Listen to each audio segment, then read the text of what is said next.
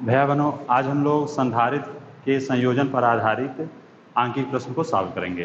तो आज हम प्रश्न लेते हैं कि निम्न चित्र में संधारित्र के जाल क्रम में ए और बी बिंदुओं के बीच तुल्य धारिता 1 माइक्रोफैरेड है, तो संधारित्र सी की धारिता का मान ज्ञात कीजिए। यहाँ पर ध्यान देंगे, प्रश्न ये दिया है कि ए और बी के बीच की जो तुल्य धारिता है वह तुल्य धारिता 1 माइक्रोफैरेड है। उसको यदि हम लोग सी डैश माने तो सी डैश का मान 1 माइक्रोफैरेड है और उस स्थिति में हमें इस सी का मान ज्ञात करना है। ठीक है, तो इसके लिए हम लोग क्या करते हैं कि पहले इसको सरल कर दिए।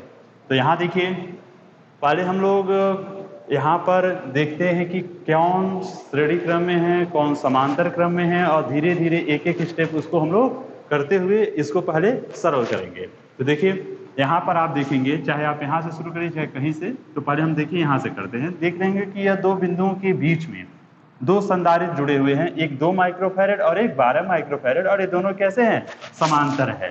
तो यह दोनों संधारित्र समांतर क्रम में जुड़े हैं, और हम लोग जानते हैं समांतर क्रम में जो तुल्य धारिता अगर उसको हम लोग सी माने तो सी बराबर C1 प्लस C2 होता है, दोनों के योग के बराबर होता है।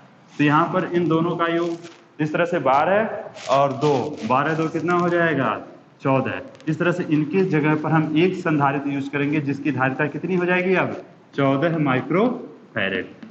ठीक, अब देखिए 8 माइक्रोफैरेड और 14 माइक्रोफैरेड, यह दोनों श्रेणी क्रम में है, और आप जानते हैं श्रेणी क्रम में तुल्य धारिता यदि हम लोग C माने तो 1/C बराबर 1/C1 प्लस 1/C2, जिसको हम लोग C1 C2 तो C1 प्लस C2 हो जाएगा, तो 1/C, तो C बराबर C1 C2 अपान C1 प्लस C2।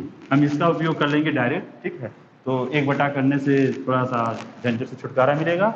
तो अब देखिए इन दोनों का जो तुल्य धारिता उसको अगर हम लोग माने C, तो C बराबर कितना हो जाएगा? C1 C2 अपान C1 प्लस C2, तो C1 C2 मतलब 8 गुणे 14 बटे 8।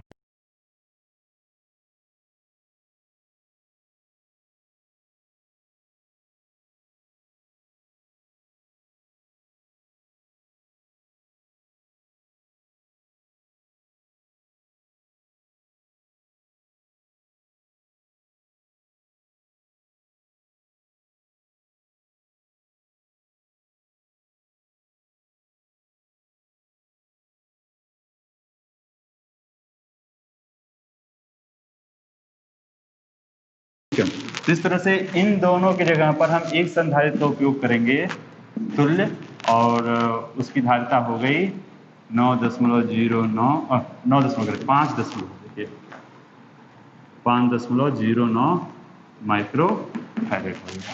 ठीक है, इस तरह से हमने इस कोने के जो संधारित्र थे उनको हमने सरल कर लिया। अब देखिए यहाँ पे आते हैं, यहाँ देखिएगा आपको 6 माइक्रोफैरेड और 1 माइक्रोफैरेड, ये दोनों कैसे हैं? श्रेणी क्रम में हैं। तो इनका जो तुल्य होगा वह कितना हो जाएगा? तो श्रेणी क्रम में आप जानते हैं इनका तुल्य यदि हम C माने तो C बराबर C1 C2 अपान C1 प्लस C2, तो 6 गुणे 1/6 धन 1, तो 6/7 ये हो गया। अब देखिए इन दोनों जगह पर हम एक संधारित्र का उपयोग करेंगे और वह हो जाएगा 6/7 माइक्रोफैरेड। ठीक है, अब देखिए 6/7 माइक्रोफैरेड और 4 माइक्रोफैरेड, ये दोनों कैसे हैं? समांतर। इन दोनों का पहला प्लेट एक बिंदु से, दूसरा प्लेट एक बिंदु से जुड़ा हुआ है, तो समांतर है तो जुड़ जाएगा सीधे। तो इनकी धारिता C माने तो C बराबर क्या होगा? 6/7 धन 4, LCM 7 हो गया, 6 7 चौक 28, तो हो जाएगा यह 34/7। इस तरह से 6/7 माइक्रोफैरेड और 4 माइक्रोफैरेड का जो तुल्य धारिता होगी वह धारिता हो जाएगी 34/7 माइक्रोफैरेड। ठीक है, अब देखिए 1 माइक्रोफैरेड और 34/7 माइक्रोफैरेड, यह दोनों श्रेणी क्रम में, देखिए इसका पहला प्लेट इसके दूसरे प्लेट से जुड़ा है, तो यहाँ पर ये जो 1 माइक्रोफैरेड और 34/7 माइक्रोफैरेड है, यह दोनों हमारे श्रेणी क्रम में हैं। और श्रेणी क्रम में तो इनका तुल्य धारिता ज्ञात करेंगे, तो इनकी तुल्य धारिता के लिए हम लोग C माने तो C1 C2 अपान C1 प्लस C2, तो C1 1 C2 34/7 7 C1 plus C2, तो यह हो जाएगा 34/7 ऊपर का और नीचे एलसीएम लेंगे 7, तो 7 और 7 में 34 जोड़ेंगे तो 41/7, 7 से 7 ये कट जाएगा तो हो जाएगा 34/41 माइक्रो फैरेड। इस तरह से हम लोग इसको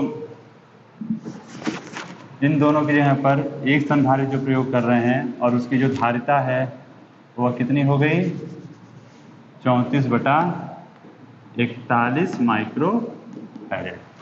अब देखिए 34/41 माइक्रो फैरेड है, इसको थोड़ा सॉल्व कर लेते हैं, भाग दे देंगे तो आ जाएगा 0.83 माइक्रो फैरेड।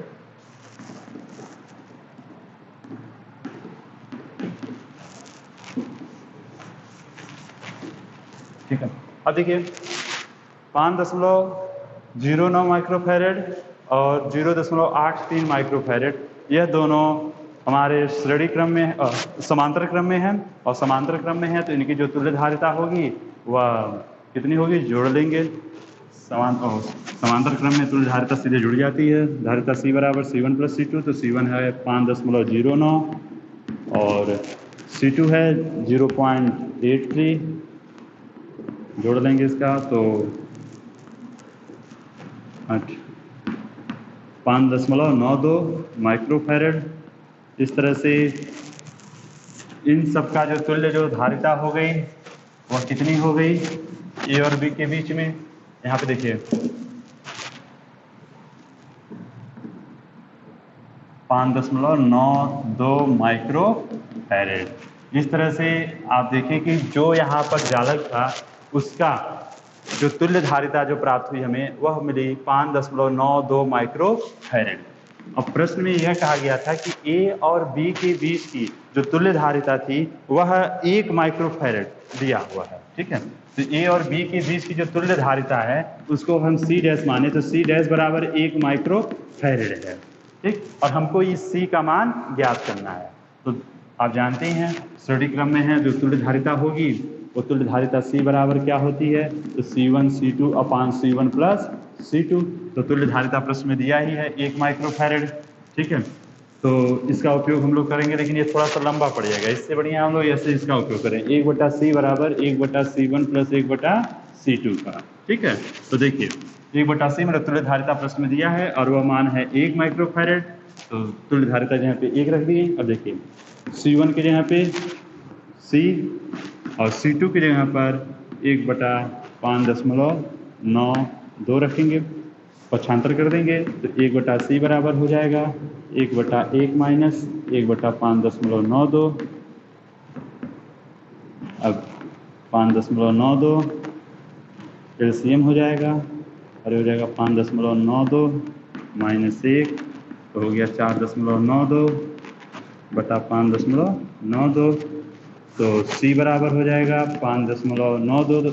ऐसा करिए ऊपर नीचे 100 से हम लोग गुणा कर देते हैं तो 592 बटा 492 ये होगा, और 592 में जब हम लोग 492 से भाग देंगे तो जो आंसर आएगा वो आ जाएगा 1.2 माइक्रो फैरेड।